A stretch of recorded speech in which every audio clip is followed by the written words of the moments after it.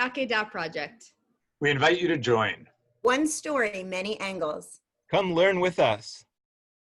This past summer, I participated in the Shalom Hartman Institute's Fellowship for Emerging Jewish Thought Leaders.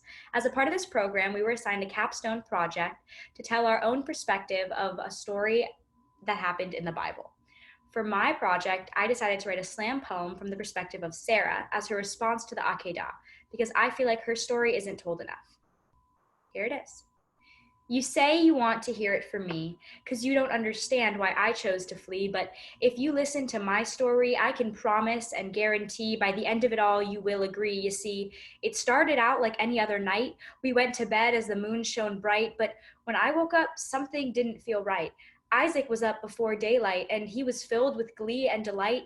Abraham was going on a journey, and he finally gave Isaac an invite. And despite the fact that I should trust him above anybody, when I heard him call out to God, Hineni, I couldn't help but see all that we would be if Abraham trusted me like he trusts God Almighty. So I followed them, even though I wasn't an invitee, and I hid in the bushes and stood behind every tree so I could oversee what Abraham was doing with my baby. And then that's when I noticed something kind of queer.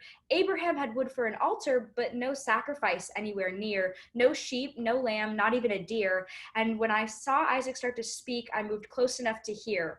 He too noticed that an offering was yet to appear, and Abraham spoke, saying all would be clear, and in my bones I felt the chilly touch of fear.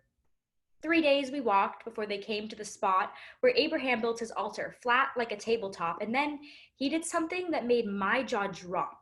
He tied up our son and placed him on top. I could feel my heart stop, and my eyes flew wide. My feet came out from under me, and I fell down the hillside, and I couldn't stop the tears from flowing, no matter how hard I tried. And I cried until my eyes were dried. Why didn't I listen to that doubt inside? Why couldn't I tell when my husband lied? I always knew that God would override, but why don't I get any say in what they decide? I thought partnership is what parenthood implied.